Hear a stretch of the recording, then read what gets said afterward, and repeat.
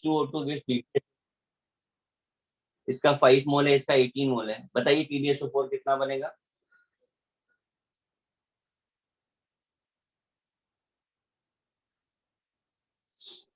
5 मोल। कैसे?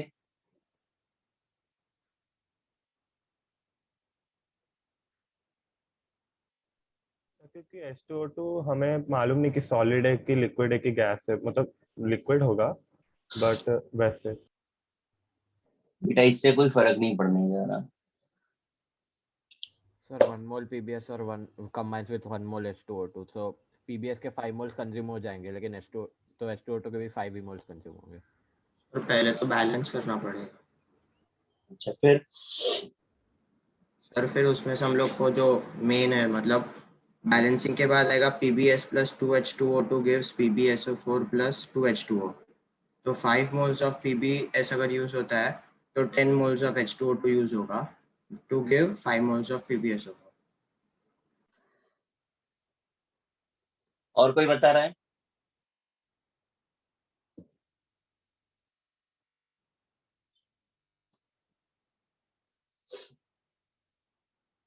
और कोई बताएगा कुछ?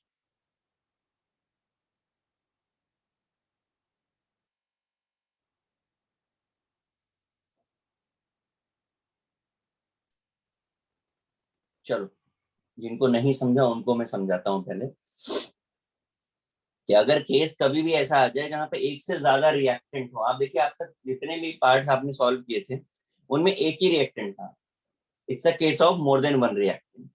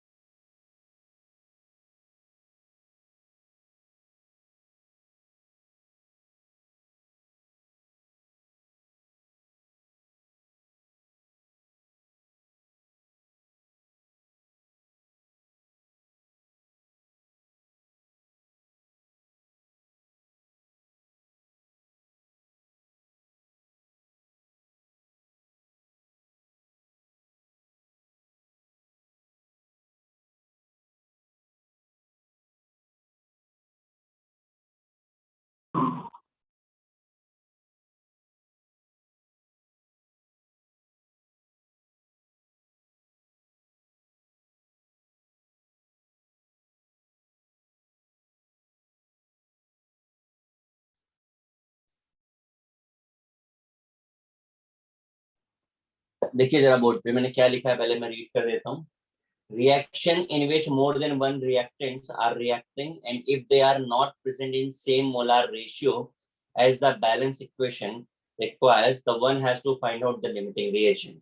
अगर आपको ये लाइन का मतलब नहीं भी समझता है तो भी कोई प्रॉब्लम नहीं, एक बात बस याद रखना है पहली हमको कि अगर केस एक से ज्यादा रिएक्टेंट्स का है तो हमें लिमिटिंग रिएजेंट फाइंड करना होगा। अब लिमिटिंग रिएजेंट होता क्या है? The reagent which consume completely in reaction, वो पार्ट ऑफ रिएक्शन जो पूरा कंज्यूम हो जाता हो, जो पूरा कंज्यूम हो जाएगा वो क्या होगा? Limiting reagent. जैसे ये रिएक्शन में आपको समझने में प्रॉब्लम हो रहा है, लेकिन अगर मैं आपसे बोलूं कि A + B गिव्स C है, ये 2 मोल्स हैं और ये 4 मोल्स हैं, तो C कितना बनेगा? 2 moles. Sorry 2 moles. तो आपको पता चल रहा है कि जब ये 2 रिएक्ट करेगा तो ये 2 रिएक्ट कर जाएगा, लेकिन इसके बाद A तो बचेगा ही नहीं, B बचेगा भी तो क्या करेगा अकेला। तो आपने बहुत इजीली फाइंड कर लिया कि ये पहले कंज्यूम हो रहा है, तो इसका लिमिटिंग रिएजेंट क्या हो गया? ये हो गया। बट ये आप इसलिए आसानी से बता देते हो क्योंकि इस रिएक्शन में दोनों का स्टोइचियोमेट्रिक कोएफिशिएंट सेम है कि नहीं? सेम। हाँ सर. हाँ सर. तो जब स्टोइचियोमेट्रिक कोएफिशिएंट वेरी कर जाए ये कैसे पता चलेगा? तो भाई रिएक्शन को बैलेंस कर दो, पता चलने लगेगा। अब देखो यहाँ पे स्टोइचियोमेट्रिक कोएफिशिएंट अलग अलग है, इसका 1 दिख रहा है, इसका 4 दिख रहा है। तो अब लिमिटिंग रिएजेंट कैसे फाइंड करें? तो ये फॉर्मूला अप्लाई करें कि number of moles upon stoichiometric coefficient. इसके 5 मोल्स और स्टोइचियोमेट्रिक कोएफिशिएंट कितना है? 1। इसके 18 मोल बाई 4। अब आप बताइए लिमिटिंग रिएजेंट कौन सा होगा? H2O2. 18 moles H2O. सबको क्लियर हुआ? Yes दो sir. दो बातें याद रखनी है। एक से ज्यादा रिएक्टेंट होगा, ठीक है, और रिएक्शन बैलेंस होनी चाहिए। एक से ज्यादा रिएक्टेंट हो, रिएक्शन बैलेंस हो, ये फॉर्मूला लगा दो, आपको पता चल जाएगा। अब इतना पता चलने के बाद अपना बेसिक मेथड जो हमें आता है कि भाई लिमिटिंग रिएजेंट ये हो गया, यानी ये डिसाइडिंग फैक्टर हो गया। तो 4 मोल H2O2 gives 1 mole of PbSO4। आपके पास कितना है? 18 मोल। तो 18 मोल के लिए कितना हो जाएगा? 1/4 into 18 कितना आ गया? 4.5. 4.5. परफेक्ट। क्लियर हुआ कंसेप्ट? Yes sir. कॉपी कर लीजिए, फिर इस पे थोड़ा प्रैक्टिस कर लेते हैं।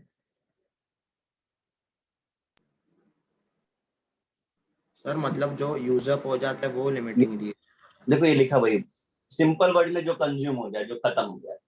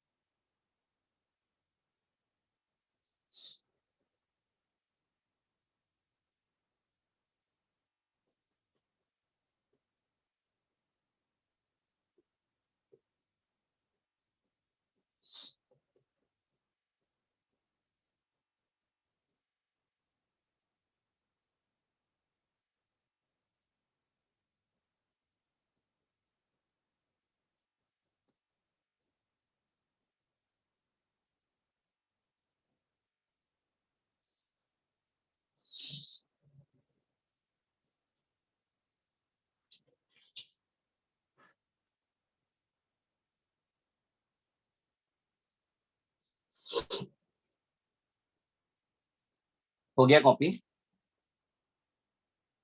1 minute, sir. Yes.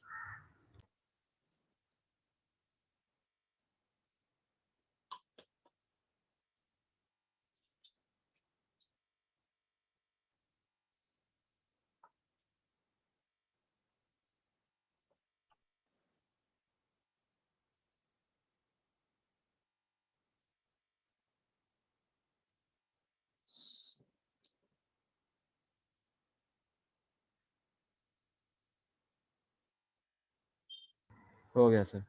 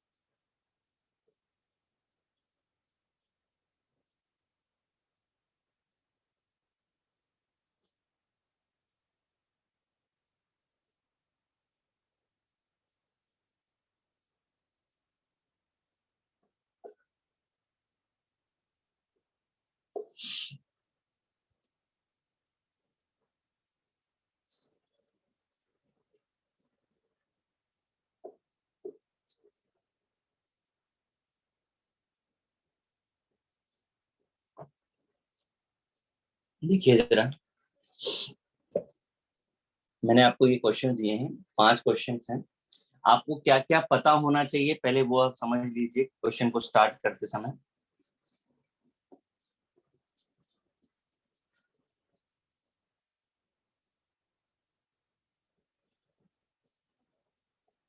Atomic weights mostly given होते हैं, आपको फिर भी थोड़ा बहुत याद होना चाहिए।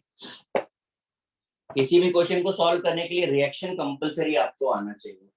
अब अभी तो आपको रिएक्शन करना आती नहीं है, तो मैं क्या कर रहा हूँ कि कुछ रिएक्शन जो मुझे लग रहा है कि आप नहीं लिख पाएंगे वो मैं लिख करके दे देता हूँ आपको। जैसे क्वेश्चन नंबर 1 के लिए जो रिएक्शन रिक्वायर्ड है वो मैं यहाँ लिख रहा हूँ। SO2 और H2S कंबाइन कर रहा है, H2O और सल्फर बन रहा है। सेकेंड रिएक्शन आप लोग लिख पाएंगे, थर्ड में गिवन है, फोर्थ में मैंने लिख दिए हैं, फिफ्थ रिएक्शन भी आप लिख पाएंगे। ठीक है, अब आप शुरू कर सकते हैं। आंसर चैट बॉक्स में भेजिएगा। एटॉमिक वेट्स गिवन है। First right the reaction, balance the reaction, find the limiting reagent and apply the basic rule.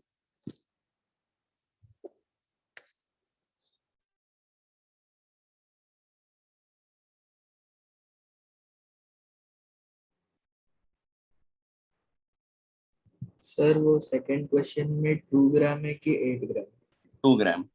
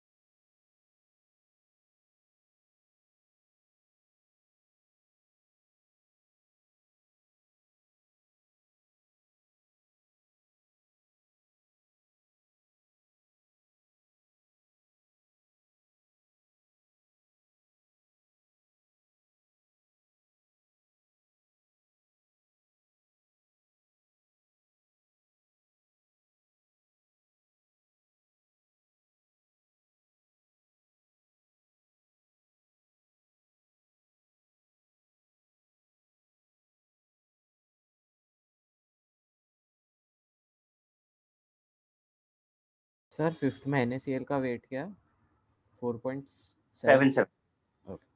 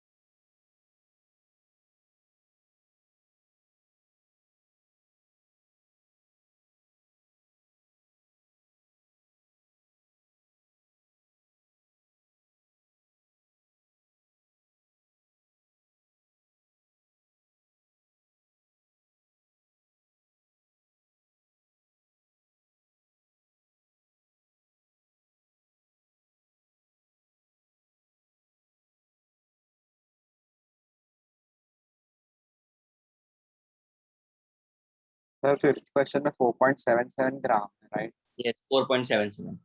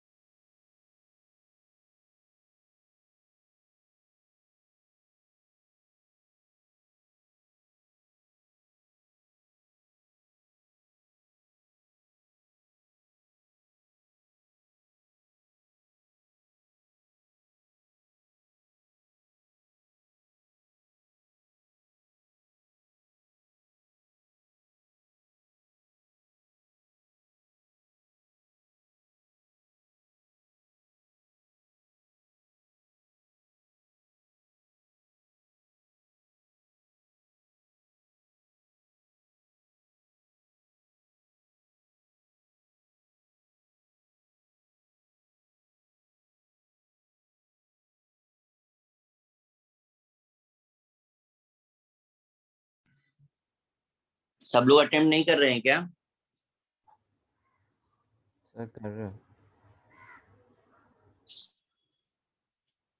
तो सबके आंसर साथ में भेजने हैं या एक एक करके नहीं भेज? नहीं, आप एक एक करके भी भेजिए, चलेगा। अच्छा ठीक है।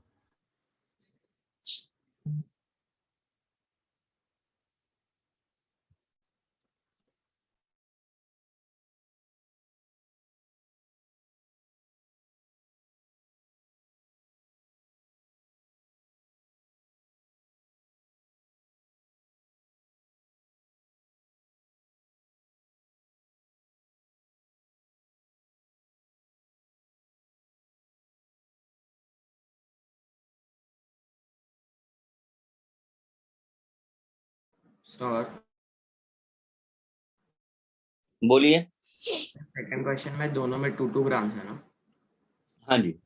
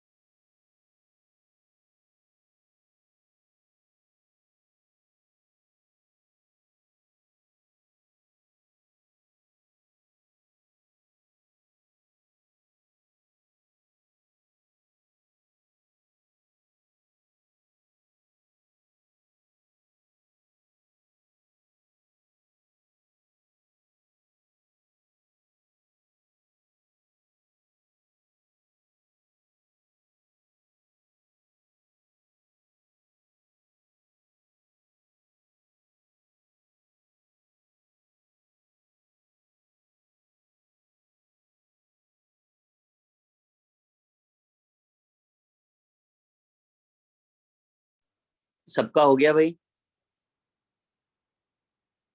Yes, sir. कोई और जो बचा हो ट्राई कर रहा हो? लास्ट वाला कर रहा हूँ। चलो जल्दी करो।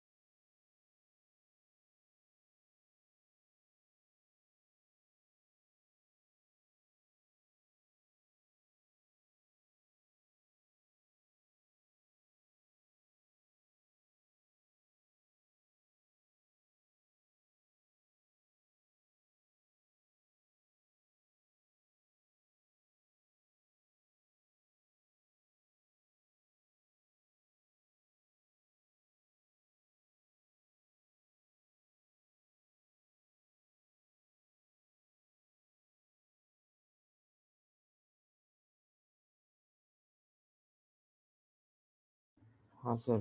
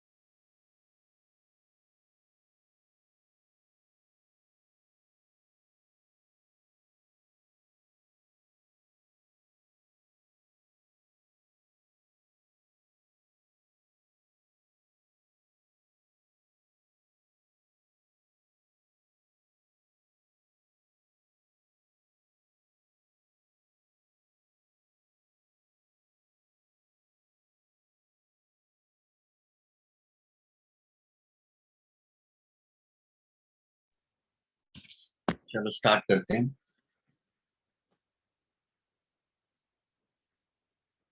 मैं लास्ट क्वेश्चन से स्टार्ट करूं, 5th से, ठीक है। NaCl प्लस AgNO3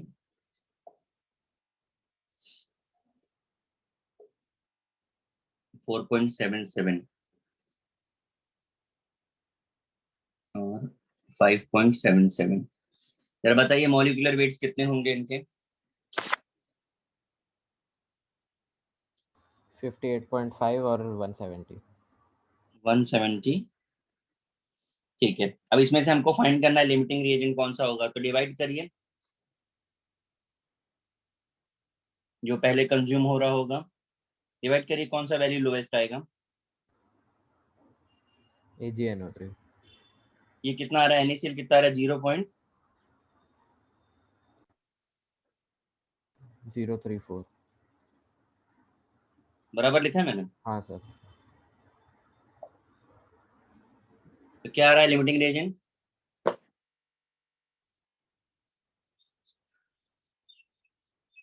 बताइए लिमिटिंग रिएजेंट क्या हो रहा है? NaCl हो रहा है। Yes sir. इसका मतलब 1 मोल NaCl gives 1 मोल AgCl, हो गया। तो AgCl कितना फॉर्म होगा? 0.033 मोल। अब अगर आपको ग्राम में पूछ रहे हैं तो सॉल्व कर दीजिए। सबका मैच कर रहा है? क्यों भाई, किसका गड़बड़ हुआ? प्लीज रेज योर हैंड फटाफट से। इसका भी गड़बड़ हुआ है, हाथ उठाइए।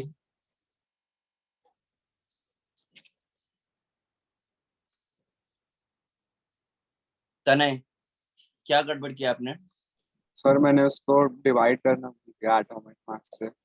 नहीं, वो ही सब इम्पोर्टेंट काम है, वरना हमें लिमिटिंग रिएजेंट नहीं पता चलेगा तो हम कैसे सॉल्व कर पाएंगे? सर NaCl का एक्चुअली 0.081 आ रहा है और AgNO3 का 0.034। एक सेकंड, NaCl का कितना बताया आपने? 0.081। NaCl का 0.081 कैसे आ रहा है? हाँ सर। 0.081 आ रहा है? 4 है ना 40। अरे भैया तो क्या गलत बता दिए हमको। चलो बोलो NaCl का कितना आया है? 0.081। 0.081। और AgNO3 का कितना आया है? 0.034। 0.034। गलत मत बताओ यार इसे। ये लो, तो इतने मोल्स बनेगा।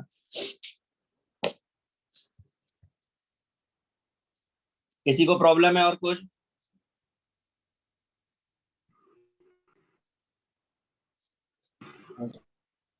पक्का? मैं इरेज कर दूं इसको? कॉपी करना है किसी को? भाई जल्दी कॉपी करो, अगर किसी को करनी तो मैं इरेज करूंगा इसको।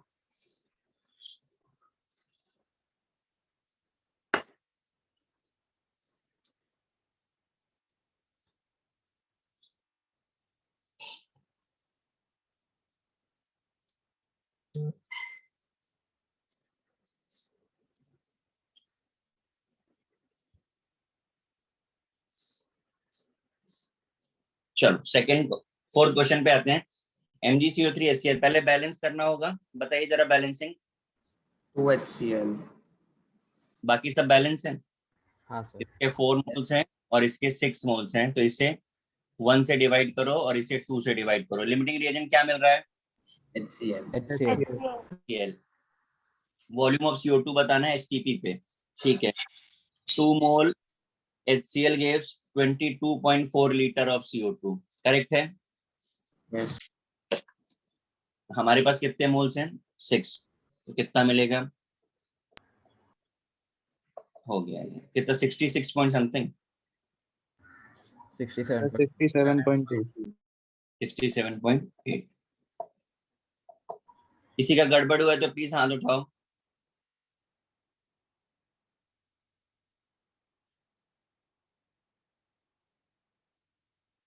तो 67.2 है।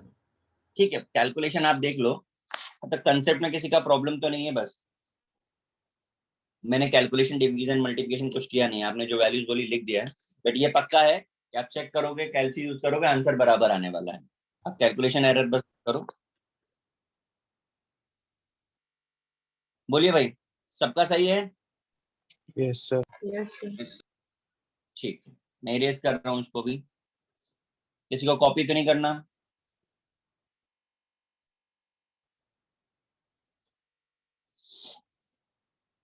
A+2B gives C, ठीक है। 8 मोल्स A के हैं तो 8/1 और 10 मोल्स B के हैं। बताइए। बी है B limiting. Limiting. B limiting. तो हमें पता चल रहा है कि अगर हमने 2 मोल्स B के लिए तो 3 मोल्स ऑफ C मिलेगा। आपके पास कितना B है? 10 मोल। तो 3/2 इंटू 10 कितना आया? 15। 15। सबका मैच कर रहा है? यस। यस। ठीक है, वेरी गुड।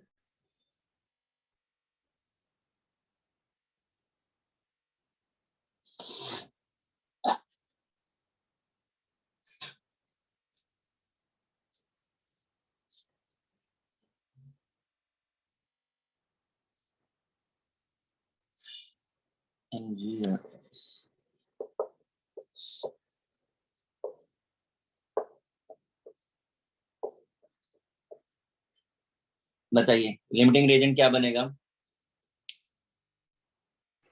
सल्फर। 1/16 मतलब एस। और इतना ही पूछा ना बस, ठीक है। तो 1 मोल से 1 मोल MgS है, तो 2/32 से कितना होगा? 2/32 मोल हो गया। इतना ही आंसर आएगा ना? क्यों भाई, सही है? हाँ सर। हाँ। मोल क्या है, ग्राम में पूछ रहा है तो कन्वर्ट कर दीजिए। Yes sir. किसी को पक्का कोई प्रॉब्लम तो नहीं है ना इसमें?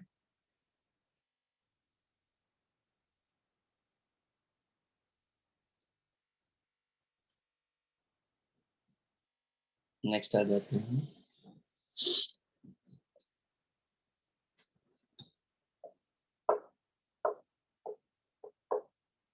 ये रिएक्शन है, बैलेंस कर दीजिए। 2H2S। और 2H2O और 3S। सही है। यस सर 170 ग्राम, 17 ग्राम है, तो हमें इसे मोल्स में बदलना पड़ेगा पहले। 44 34 डिवाइडेड बाय, तब आपको लिमिटिंग रिएजेंट पता चलेगा, है ना? Yes. ऐसे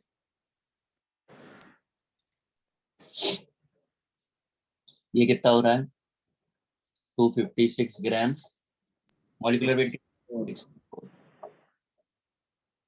तो दोनों काम कर दिए। जरा लिमिटिंग रिएजेंट बता दीजिए किसे बनना चाहिए।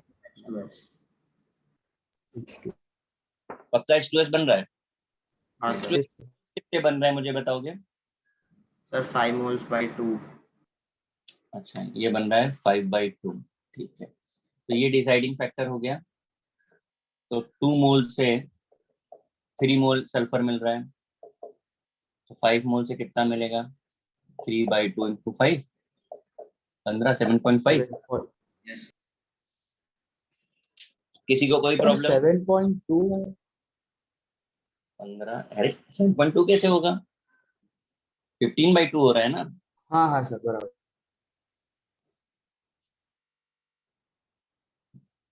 सबको क्लियर है ये? सर आपको 5 और 2 में डिनोमिनेटर 64 कैसे आया? कहाँ पे? SO2 का मॉलिक्यूलर 256 SO2 का मॉलिक्यूलर वेट। अच्छा 5 और 2 लगा, सॉरी सर। एक्चुअली मालूम क्या हुआ है, हर क्वेश्चन में मोल्स दिया था, यहाँ पे ग्राम दिया है, इसलिए आपको लग रहा होगा। पहले हम इसे मोल्स में बदलेंगे, उसके बाद इसके स्टोइचियोमेट्रिक कोएफिशिएंट से डिवाइड करेंगे। Okay sir. सबको क्लियर है? यस यस मैं ये कंसेप्ट इरेज करके नेक्स्ट कंसेप्ट पर आ जाऊं। हाँ सर।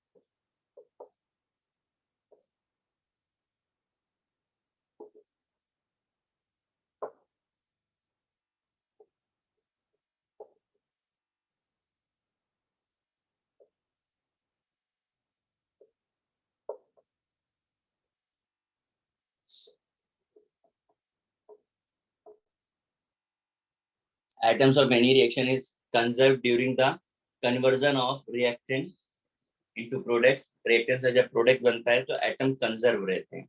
अब इसके कंजर्व रहने से हमें क्या बेनिफिट होने वाला है वो हम आपको बताते हैं। हम पढ़ने जा रहे हैं POAC, principal of atom conservation. इस कंसेप्ट को यूज करके हम किसी अनबैलेंस रिएक्शन को भी सॉल्व कर सकते हैं।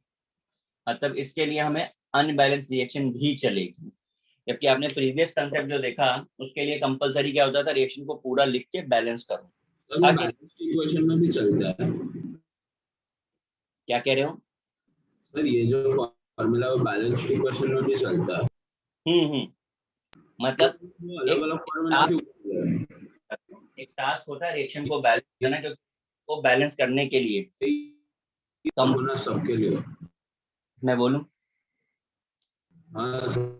हाँ, रिएक्शन को बैलेंस करने से पहले आपको रिएक्शन के पूरे प्रोडक्ट्स पता भी होने चाहिए, तभी आप बैलेंस कर पाओगे ना। अब सपोज आपको रिएक्शन ही नहीं आती पूरी, तो आप बैलेंस कैसे कर पाओगे? आप पॉइंट समझे मेरा? यस सर ये कंसेप्ट वहां भी चलेगा जहां पर आपको रिएक्शन को बैलेंस करना नहीं आ रहा है, रिएक्शन पूरी नहीं पता है। कैसे अप्लाई करेंगे? बहुत सिंपल है, हमने आपको बहुत पहले इससे जुड़ा हुआ एक चीज बताया था, तो आपको याद आ जाएगा अभी। ये एक रिएक्शन लिखिए जिसको मैं बैलेंस नहीं कर रहा हूँ, ठीक है? ये सॉलिड है, ये सॉलिड है, ये गैस है, गैस नहीं है, आप सॉलिड भी लेना चाहें तो भी फर्क नहीं पड़ेगा इसमें। अब हम क्या कर रहे हैं, हम नोटिस करते हैं कि हमको पीओएसी किस पे लगा सकते हैं। तो हमारे पास यहाँ पोटेशियम है, यहाँ भी पोटेशियम है, मतलब ये पूरा का पूरा ट्रांसफर हुआ। सीएल यहाँ है, यहाँ पर यानी सीएल ट्रांसफर हुआ। ऑक्सीजन यहाँ है तो ऑक्सीजन यहाँ से यहाँ ट्रांसफर हुआ। तो हम तीनों जगह पे पीओएसी लगाने जा रहे हैं। पहला पीओएसी हम पोटेशियम पे लगाते हैं, ध्यान से देखिए। पोटेशियम पे पीओसी लगाने का मतलब क्या है, number of atoms of potassium.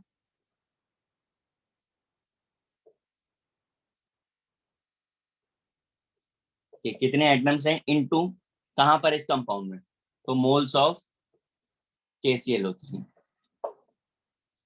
अब ये पोटेशियम यहां से कहां गया, यहां पे गया। तो फिर से भाई number of atoms of potassium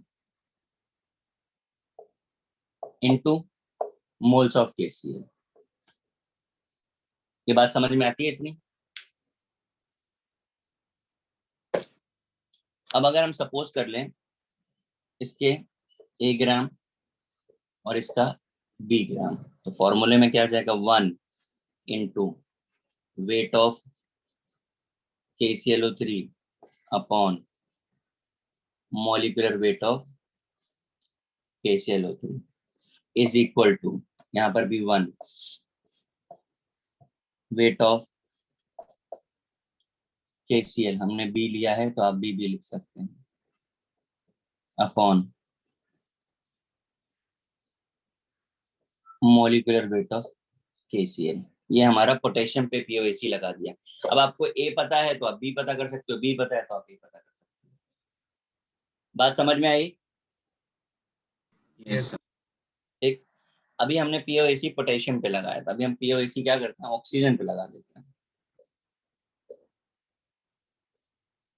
बताएगा कोई क्या फॉर्मूला बनेगा? 3 into weight of oxygen upon molecular नहीं, weight. देखो जरा हमने क्या लिखा है, ऑक्सीजन तो यहीं पर है ना, तो मोल्स तो इसी के चाहिए, तो wait of KClO3 upon molecular weight of KClO3, और कितने एटम्स हैं ऑक्सीजन के, 3, इसलिए मल्टीप्लाई बाई 3। समझ आया? Yes sir. अब ऑक्सीजन यहां से कहां गया है, यहां पर आया है, तो ठीक है। इसको भी अगर हम वेट के टर्म में लिखना चाहें तो weight of oxygen upon molecular weight of oxygen, कितने एटम्स हैं, 2. इक्वल टू 2 हो गया।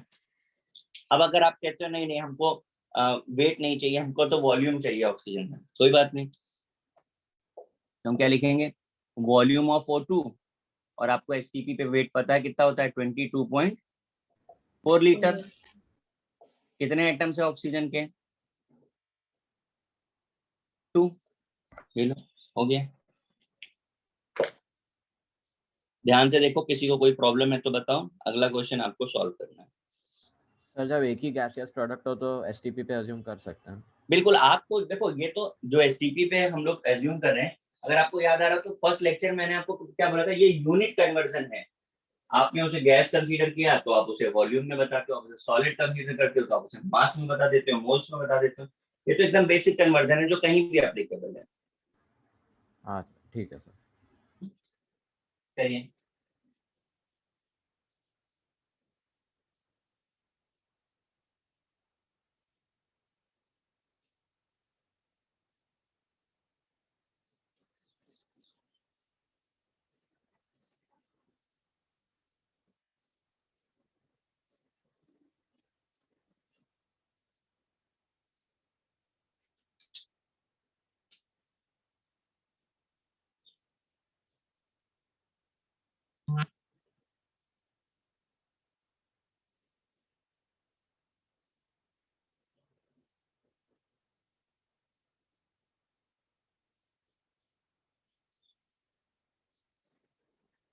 सर अगर एक और कंपाउंड फॉर्म होता जिसमें ऑक्सीजन रहता, कोई फर्क नहीं पड़ता, उसको हम ऐड नहीं करना रहता। मतलब क्या, वापस बोलो क्या बोल रहे हो? सर अगर कोई और कंपाउंड जैसे वाटर फॉर्म होता ऑक्सीजन के साथ, तो हाँ तो ऑक्सीजन के नंबर ऑफ एटम्स में ऐड करना रहता क्या? हाँ, फिर उसे ऐड करना पड़ता।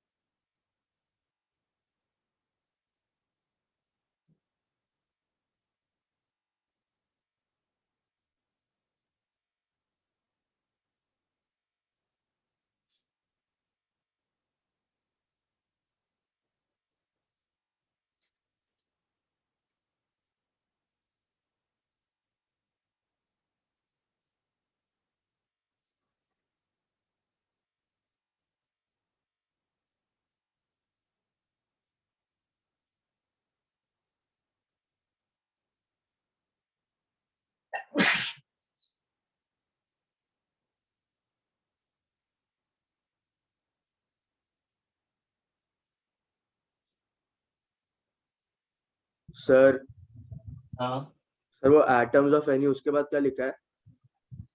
कौन से वाले में? सर फर्स्ट स्टेटमेंट में atoms of any. Number of atoms of K into moles of KClO3. नहीं सर, ऊपर statement principle of atom conservation में नीचे। अच्छा, the conversion of reactant to product.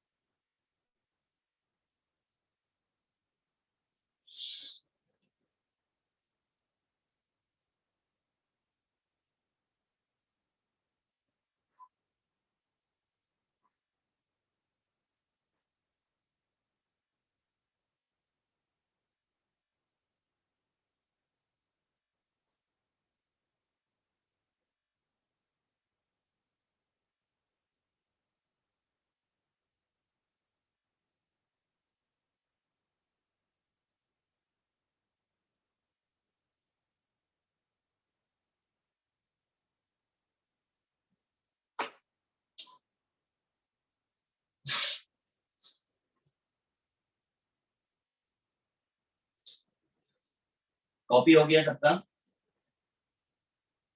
Yes मैं क्वेश्चन दूं, इसे एरेज करते हैं. Yes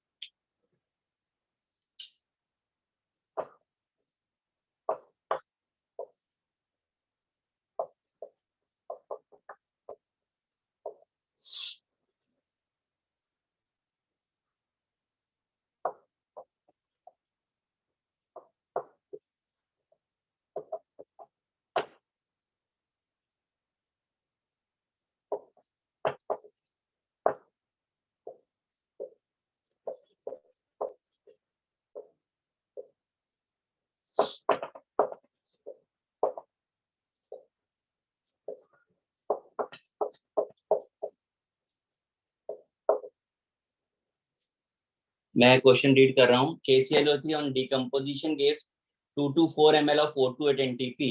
Find the weight of O2 produced, find the weight of KCl produced, and find the weight of KClO3.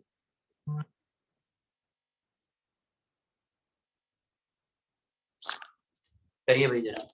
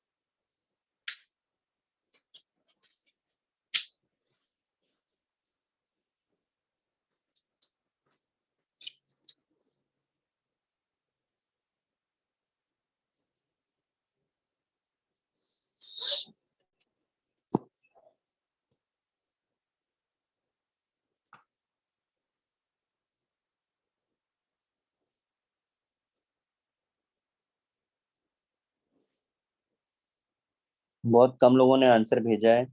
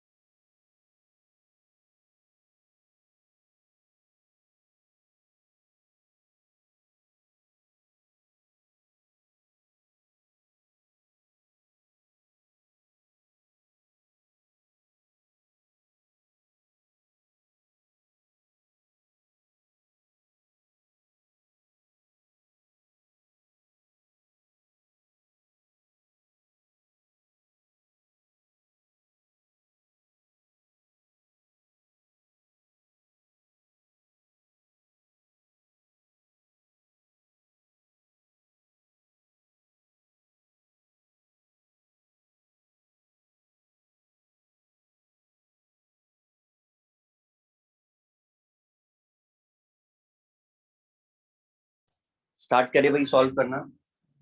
हाँ sir. Yes sir. Yes. Rate of O2 produced, इसके लिए तो मुझे लगता है ये लास्ट वाला फॉर्मूला हमारा काम कर जाएगा। Yes. है ना, मॉलिक्यूलर वेट की जगह मैं सिर्फ 32 लिखूंगा। वॉल्यूम ऑफ O2 224 ml है, तो नीचे भी हमें ml में ही लिखना पड़ेगा 22400। 2 से 2 कैंसिल हो गया, ये हो गया 1/100 यानी 32/100 यानी 0.32 ग्राम। Yes sir. सबका मैच कर रहा है? Yes sir. किसी को कोई प्रॉब्लम तो नहीं? क्यों भाई,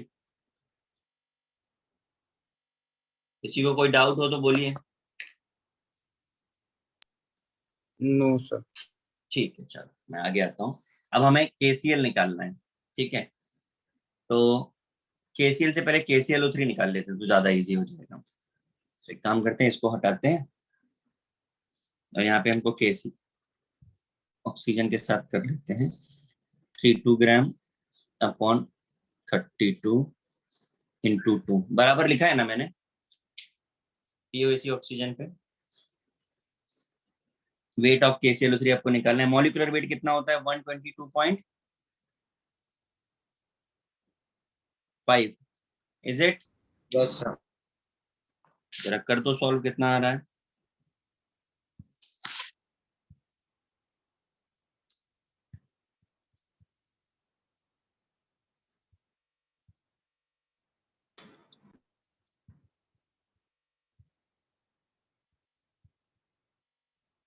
कितना आ रहा है भाई? 0.81 बराबर है 0.816 ग्राम। अब आपको KClO3 पता है तो KCl निकाल सकते हैं हम।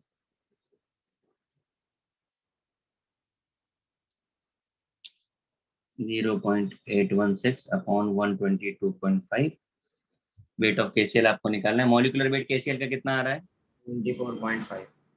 74 सॉल्व कर दीजिए आप। कितना? 0.49 आ रहा है सर। इससे अच्छा हम डायरेक्टली सब्ट्रैक्ट कर सकते हैं। हाँ कर सकते हैं, उसके बाद तो सपरेट कर सकते हैं। 2 का पता है, तीसरे का निकालना है। भाई समझ आ गया सबको? यस। किसी को कोई डाउट? देखो अगला क्वेश्चन आपके लिए है, क्योंकि सर ये बैलेंस करके फिर नॉर्मली पहले जैसे भी कर सकते हैं POAC के बिना ना? हाँ हाँ हाँ कर सकते हैं, बिल्कुल कर सकते हैं। पर कैसा होता है, 2 चीजें। किसी को कॉपी तो नहीं करना, ऊपर से इरेज कर रहा हूं मैं। 2 चीजें हैं। अभी मैं आपको एक क्वेश्चन देने वाला हूं, आप देखिएगा। ये पॉसिबल है कि किसी भी क्वेश्चन पे दोनों कंसेप्ट लग जाए, लेकिन ये ऐसा यूनिवर्सली नहीं बोल सकते आप। ऐसा आप यूनिवर्सली नहीं बोल सकते कि हर एक के ऊपर जहां POC लग रहा है वहां सिंपल मेथड भी लगेगा। मैं क्वेश्चन दे रहा हूं, अब जरा सोचिए उसके बारे में, फिर बताइए मुझे। क्वेश्चन नंबर क्या है? सेकंड होगा ना ये? हाँ sir.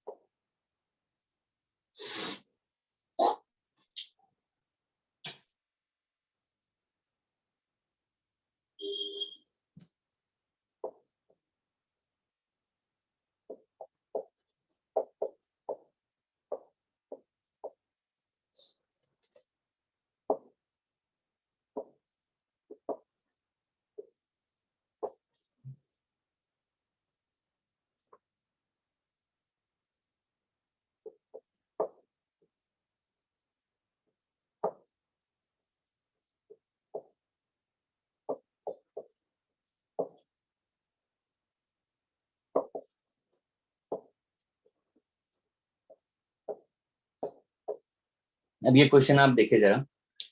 27.6 gram of K2CO3 was treated by a series of reagents so as to convert all of its carbon to this compound. Calculate weight of product. अब अगर किसी को ये लग रहा है कि वो POAC के अलावा कुछ और लगा सकता है, तो वो मुझे बताएगी कैसे लगाएगा, क्योंकि यहाँ पर तो हमको पता ही नहीं है कि क्या क्या प्रोडक्ट्स बन रहे हैं। बैलेंस ही नहीं कर सकते आप, क्योंकि बैलेंस करने के लिए मैंने आपसे क्या बोला था, आपको सारे प्रोडक्ट्स पता होने चाहिए। इन्होंने हमें कुछ बताया ही नहीं। ऐसे केस में POAC के अलावा कोई चॉइस ही नहीं है हमारे पास। करिए जरा ट्राई।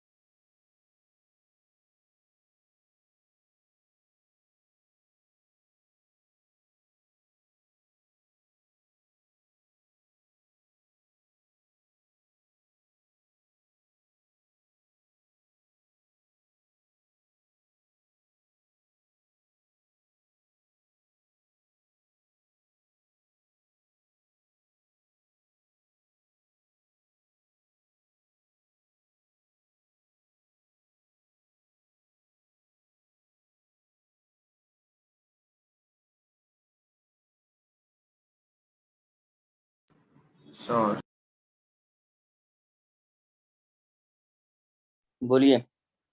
सर आप जिंक और आयरन का खाली एटॉमिक वेट दे सकते हो? मैं उसका मॉलिक्यूलर वेट बता देता हूँ, बड़ा फॉर्मूला है।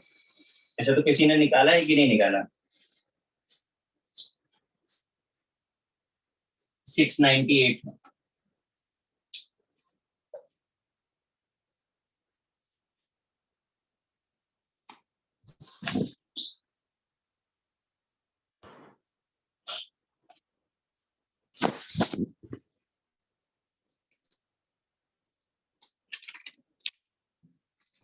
सर ये जो कंपाउंड बन रहा है उसका नाम क्या है? इन नाम तो आप तब सीख पाएंगे जब इसका कोऑर्डिनेशन कंपाउंड आप पढ़ लेंगे, इसके रूल्स अलग होते हैं, हाँ अच्छा सर। सीखेंगे वो।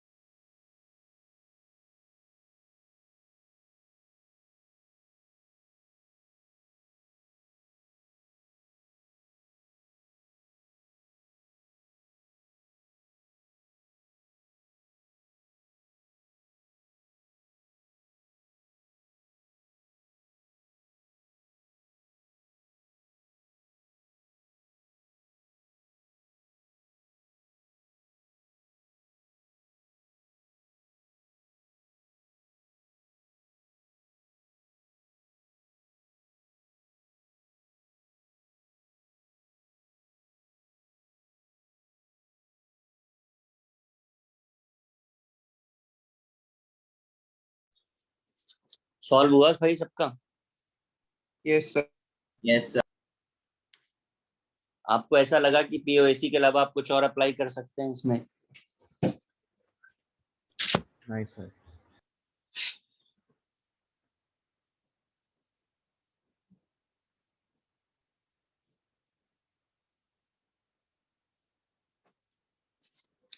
देखिए ये तो बहुत सिंपल ही था, हालांकि K2CO3 का उन्होंने बोला है सारा कार्बन कन्वर्ट हो गया, तो ये बहुत कंपलसरी होता है कि हमें ये पता होना चाहिए कि क्या कन्वर्ट हो रहा है, क्योंकि रिएक्शन तो है नहीं हमारे पास। तो उन्होंने कार्बन बोला, इसलिए हम पीओएसी कार्बन पे ही लगाएंगे। Weight of K2CO3 27.6। Molecular weight कितना आया है? 138। सॉरी 1 138। यहाँ पे कार्बन का नंबर है 12, वेट आपको फाइंड करना है, मॉलिक्यूलर वेट 698। यही किया है सबने? हाँ सर। यस ठीक है, सर। 11.6 ग्राम, करेक्ट। सब लोग कर पाए? सर मेरा 11.633 है। कल 11.6 तो ठीक है, वो अप्रोक्सीमेट चला गया आगे तक। अब एक और क्वेश्चन किया जाए। Yes sir.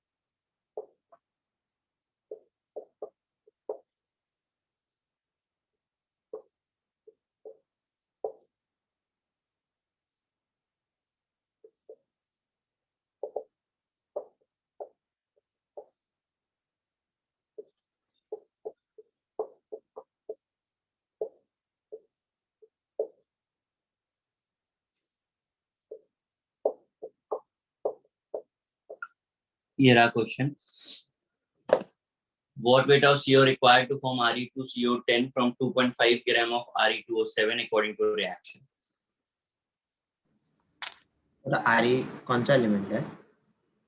अच्छा, ये तो आपको पता ही नहीं होगा, सॉरी। मैं इसका वो लिख देता हूँ वेट आपको।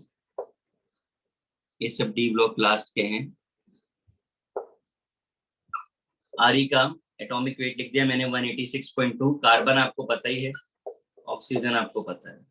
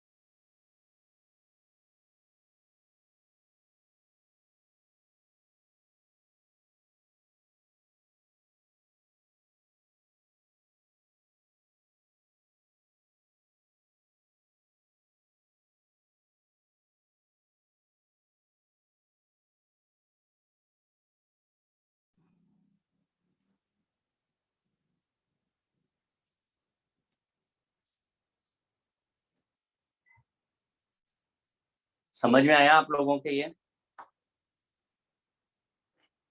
क्यों गाइस, आ रहा है कि नहीं आ रहा है?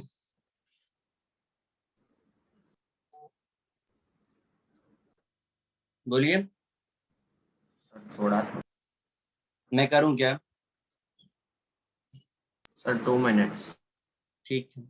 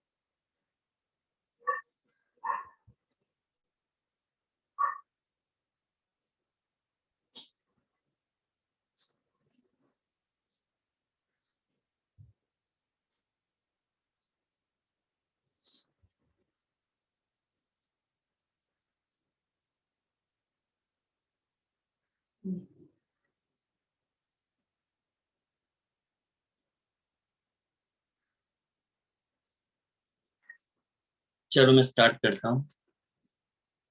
देखिए यहाँ पर क्या है, हमें सीओ के बारे में दिया हुआ है और हमको ये देखना है कि जो सीओ है उसका कार्बन और ऑक्सीजन जिस पे भी आप पीओसी लगाएंगे वो 2 जगह आ रहा है।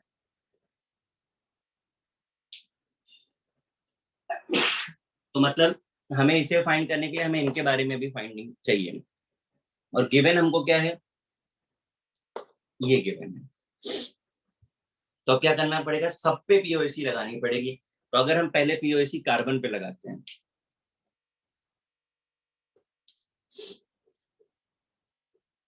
जरा देखिए तो क्या होगा। यहाँ पे कार्बन कितने हैं, 1 और मोल्स ऑफ सीओ। तो एक काम कर लेते हैं, इसे हम एज्यूम कर लेते हैं बी, इसे हम एज्यूम कर लेते हैं ए मोल, इसे हम एज्यूम करते हैं सी मोल, इसे डी। हम पहले इस कार्बन पे लगा रहे हैं तो 1 into B is equal to, यहाँ कितने कार्बन है हमारे पास, 10। यहाँ पे कितने कार्बन है, 1। ये हमारी एक इक्वेशन बन गई। बराबर लिखा है मैंने? Yes sir. अब हम किस पे लगाएं पीओसी? ऑक्सीजन। ऑक्सीजन पे लगा देते हैं। चलो जरा ऑक्सीजन देख लेते हैं। और जब आप ऑक्सीजन पे लगाते हो तो लेफ्ट साइड पे आपके पास 2 सोर्सेज है ऑक्सीजन के। तो 7A plus B is equal to, यहाँ पे कितने हैं, 10C प्लस 2D। मेरे ख्याल से मैंने सही लिखा है दोनों इक्वेशन। Yes sir.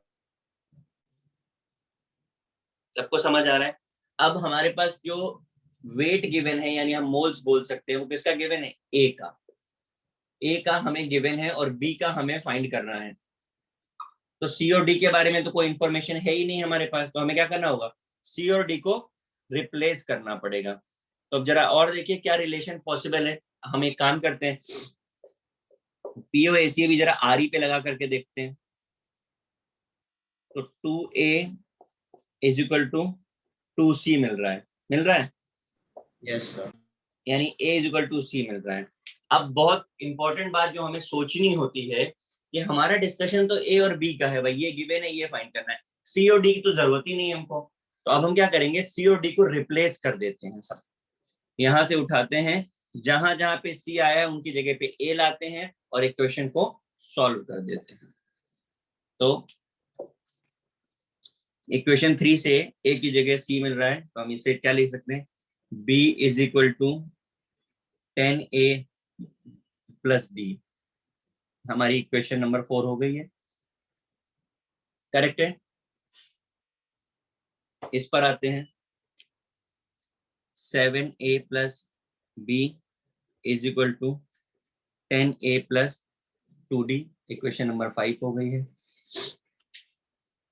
अब यहां से हमें क्या पता चलता है कि b is equal to 10a plus d है, यहाँ पे लिख सकते हैं। Yes sir. तो 7a plus 10a plus d is equal to 10a plus 2d। Solve कर लीजिए, आपको रिलेशन मिल जाएगा। आप ऐसे भी कर सकते थे, या फिर इन दोनों को भी हम, देखिए एक और पॉसिबिलिटी आपको बता रहे हैं। दो इक्वेशन है आपके पास, इसे क्या कर दीजिए, 2 का मल्टीप्लाई करिए इसमें, ये 2d हो जाएगा, और सब्ट्रैक्ट कर दीजिए, तो आपको a और b का रिलेशन मिल जाएगा। क्यों गाइस, समझ आ रहा है? यस तो मैं डायरेक्ट लिख दे रहा हूँ, अगर आप इसको 2 का मल्टीप्लाई करके सॉल्व करते हो तो 17a is equal to b आ जाएगा। a यानी कि ये, इसका वेट आपको गिवन है 2.5। मॉलिक्यूलर वेट कितना आ रहा है इसका, 484.4।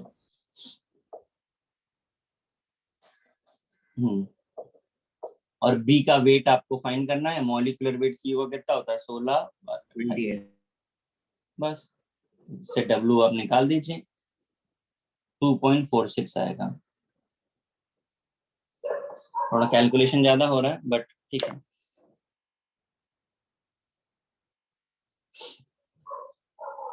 समझ में आया भाई?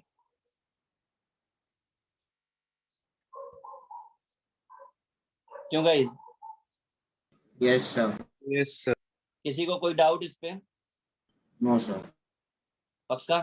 सर 1 मिनट रहने दो ना, देखो। हाँ हाँ, ये लिखा रहेगा, मेरी बात सुन लीजिए केवल। हमने लास्ट टाइम आपको 62 तक होमवर्क दिया था, उसमें से आपसे बहुत कम क्वेश्चन हुए होंगे, क्योंकि उसमें पीओएसी और लिमिटिंग रिएजेंट भी था। तो अभी मैं वापस से आपको बोल रहा हूँ कि टिल 62 आपका होमवर्क है।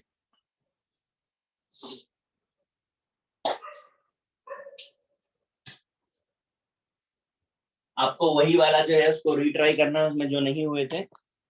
इसके बाद का पार्ट रह जाता है आपका कंसंट्रेशन, जिसे हम लोग आगे करेंगे। Is it okay guys? Yes sir. Yes sir. तो होमवर्क करिएगा, आगे का ट्राई करिएगा, फिर बाकी नेक्स्ट पे करेंगे हम लोग, ठीक है? Yes bye sir, thank you sir. Sir एक डाउट है हाँ बोलिए बेटा। Sir. Law of multiple proportions में लिखा है कि are in the ratio of small whole numbers.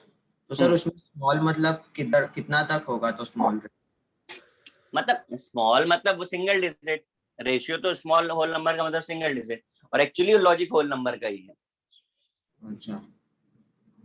तो सर अगर बड़े नंबर्स हो गए तो वो sir can I ask a doubt? किससे रिलेटेड डाउट है?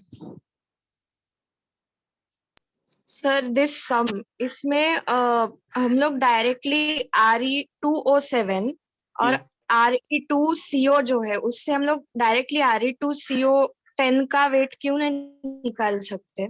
आप बिल्कुल अप्लाई करके आप देखिए, आप बिल्कुल अप्लाई। ये चीजें कैसी है ना, मेरे बोलने से नहीं, आपको करके देखना है, और फिर आप बताइए कि आ रहा है कि नहीं आ रहा। मैंने किया apply actually, and I got weight 3.4 gram for RE2CO10 okay, but आपको फाइंड क्या करना था?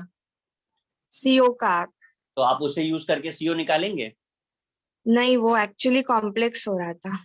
बस पॉसिबिलिटी है, करने में कोई प्रॉब्लम नहीं है, बट आपको टाइम लगेगा, और कॉम्प्लेक्सिटी तो आ रही है, कैलकुलेशन में बड़ा प्रॉब्लम आ जाएगा। तो जो सिंपलीफाइड है उसको ही अप्लाई करना है, ठीक है? सर ठीक है, आप लोग ट्राई करिएगा, बाकी जब भी डाउट डिस्कशन होगा तो करेंगे ही सारे। ओके बेटा। सर। हाँ सर तो अगर रेशियो आया 10:13 तो वो ओबे नहीं करेगा ना लॉ? क्या है 10:? हाँ अब ये तो पता नहीं आप कौन से, कोई हाइपोथेटिकल है कि कोई एग्जिस्ट करता है कंपाउंड? नहीं सर, मैं पूछ रहा हूँ कि अगर ऐसा क्वेश्चन दिया है जिसमें रेशियो ऐसा कोई आ रहा है बड़ा, तो उसमें लिखा है कि does it valid, is the law of multiple proportions valid, वो रॉन्ग है कि करेक्ट? मुझे नहीं लग रहा है कि वो सही होगा, बट मैं आपसे वही बोल रहा हूँ कि देखो ये सारे लॉज मैंने जब आपको पढ़ाया तभी आपको बोला था कि इनका कोई उस तरीके का अप्रोच नहीं है कि ये कहीं पे लगते हैं कहीं पे नहीं लगते, तो उनको